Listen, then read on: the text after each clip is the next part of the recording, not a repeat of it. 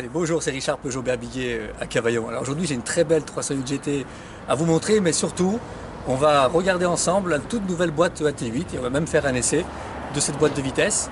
Alors, pour rappel, simplement, la GT en 308, c'est un tout petit peu différent de la GT Line à l'extérieur. C'est juste un rappel. Jantes 18, qui sont d'origine sur les versions GT et pas sur les GT Line. Alors, pour info, le pare-choc avant des nouvelles phase 2 en GT ont les anti-brouillards. Hein, c'est le même pare-choc avant qu'une GT Line.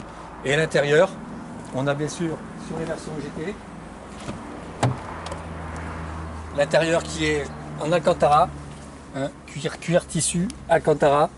Ça vaut 850 € sur une GT Line. Là, c'est d'origine sur le GT. Allez, on va rentrer à l'intérieur et on va faire un essai. Bon, voilà, donc nous sommes à l'intérieur de la voiture. Donc j'ai commencé par vous présenter le nouveau joystick. Voilà, donc cette boîte AT8, comme sur le 3008, a un tout nouveau joystick. Donc ça existait déjà sur le 3008 AT6, mais là sur la 308 c'est une première. Vous avez un joystick électrique, tout électronique, qui commande la boîte de vitesse. Alors il y a le joystick, il y a la touche Eco Sport, on verra tout à l'heure à quoi ça sert. Alors on va démarrer la voiture, je vais vous montrer comment ça fonctionne. On démarre la voiture. Voilà. Par défaut, bien sûr, la boîte est sur P comme parking. Donc cette commande parking peut se faire en appuyant sur le bouton. C'est-à-dire si vous êtes en drive, en neutre ou marche arrière, vous appuyez sur P, ça va mettre directement la voiture sur parking et ça va bloquer donc la boîte. C'est un blocage électronique de la boîte. C'est très bon pour le vol, ça aussi. Alors cette boîte, ce joystick est composé d'un petit bouton sur le côté ici qui déverrouille la boîte. Ça s'appelle le unlock. Sans appuyer sur ce bouton, on ne peut pas déverrouiller la boîte. Elle ne bouge pas. Donc une fois qu'on déverrouille avec le unlock, on tire vers soi. Par défaut, ça va sur le N de neutre, en vert. Si on tire, sans déverrouiller, on peut, parce qu'on va sur le drive, c'est reste vert. Donc vert, on n'a pas besoin de déverrouiller pour y accéder. Pour remonter, c'est la même opération. Neutre, c'est vert, on n'a pas besoin de déverrouiller. Par contre, pour aller chercher la marche arrière, on déverrouille, on pousse, on est sur l'orange, il fallait déverrouiller pour accéder à la marche arrière.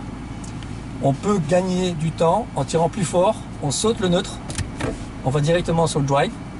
Et même chose, même opération pour la marche arrière, on peut gagner du temps et sauter le neutre en appuyant plus fort, on va directement sur la marche arrière.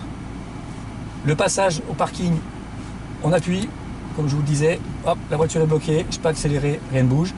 Alors, il faut savoir que sur cette nouvelle boîte de vitesse, le mode parking, le mode neutre, le régime moteur est bridé pour éviter d'abîmer la boîte. Le bouton manuel, ça c'est pour se servir uniquement des palettes au volant, plus, moins. C'est-à-dire qu'une fois que vous avez fini de jouer, si vous n'êtes pas en mode manuel, c'est l'automatisme qui prend directement le relais. Tout simplement. Par défaut, la voiture est en mode éco. Par défaut, c'est éco. Il n'y a pas 3 modes, il n'y en a que 2. Et après, en mode sport, on va le voir en roulant, on a donc un système plus dynamique. Alors, cette nouvelle boîte de vitesse est une boîte à convertisseur. C'est-à-dire, c'est une boîte qui est hydraulique. Il n'y a pas d'embrayage. C'est une boîte qui est fabriquée par Aisin, qui fournissait déjà la boîte AT6, qui fournit donc le AT8. Cette boîte de vitesse est une exclusivité de Peugeot. C'est-à-dire que aujourd'hui, Aisin fournit Volvo et fournit BMW. Seulement pour les tractions en ce qui concerne BMW, et BMW a aussi une boîte AT8 mais d'ancienne génération. Là vous avez la nouvelle boîte AT8 et donc dernière génération par rapport à ce que propose BMW. Donc un convertisseur, c'est un système d'engrenage, il n'y a pas d'embrayage, donc il n'y a pas d'usure d'embrayage, il n'y a pas donc d'entretien sur cette boîte de vitesse, donc c'est un coût d'entretien inférieur aux autres boîtes, et il n'y a pas d'usure, vu qu'il n'y a pas d'embrayage, il n'y a pas d'usure, c'est le fluide, c'est l'hydraulique, donc c'est le fluide qui va user, qui va s'user, mais pas la boîte. Donc il n'y a pas d'entretien, c'est une boîte qui peut durer toute la vie de la voiture sans aucun entretien. Alors cette boîte est composée de nouveaux lubrifiants par rapport à la AT6.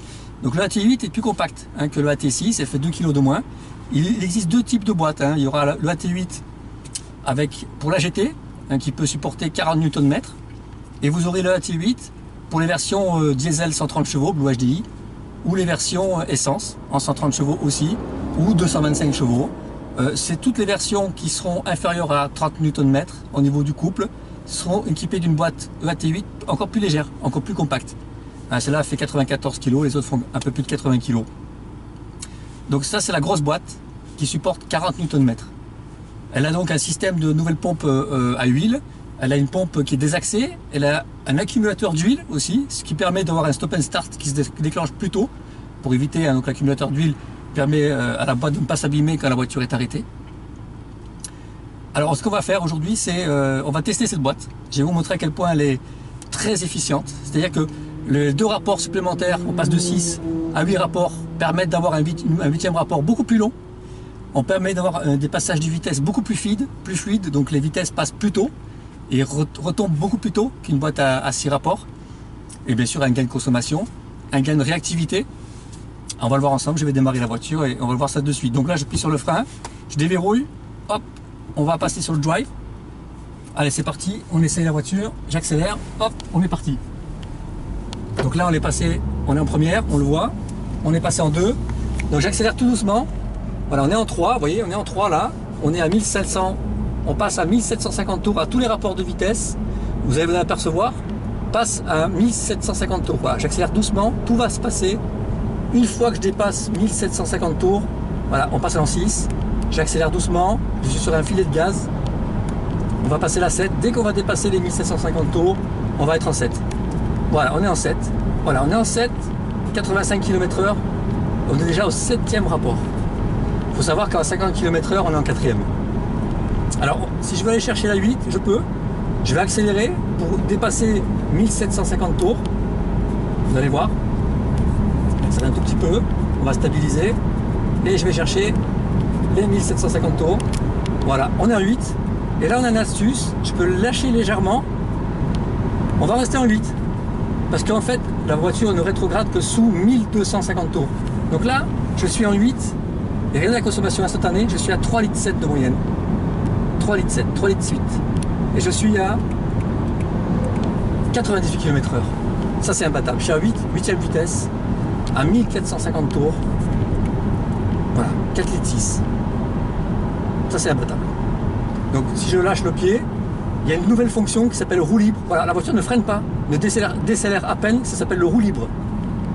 C'est pour pouvoir relancer le véhicule plus rapidement derrière, ne pas perdre d'énergie à la relance au niveau de la voiture. Alors on va faire demi-tour. Voilà, donc elle tombe les rapports très très vite, c'est très fluide. Allez, je vais laisser le camion un peu filer là.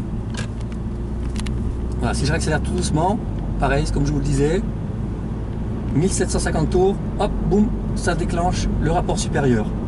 Et ainsi de suite, voilà, hop, 1750 tours, clac, rapport supérieur. On y retourne, 1750, boum, rapport supérieur. Alors maintenant, je vais vous montrer la fonction kick down. Voilà, donc je vais passer en 7 là. Voilà, je suis en 7, 1500 tours, je veux doubler, je vais accélérer à fond. Voilà, ça passe direct 4, je relâche. Quand vous êtes en 8, ça tombe de 8 à 4 direct, ou de 7 à 4 direct pour les reprises.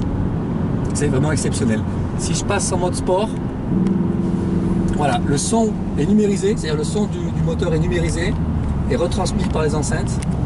Le mode sport, c'est un peu plus d'efficacité, un peu plus de rapidité au niveau de la pédale d'accélérateur, un peu plus de fermeté au niveau de la direction assistée.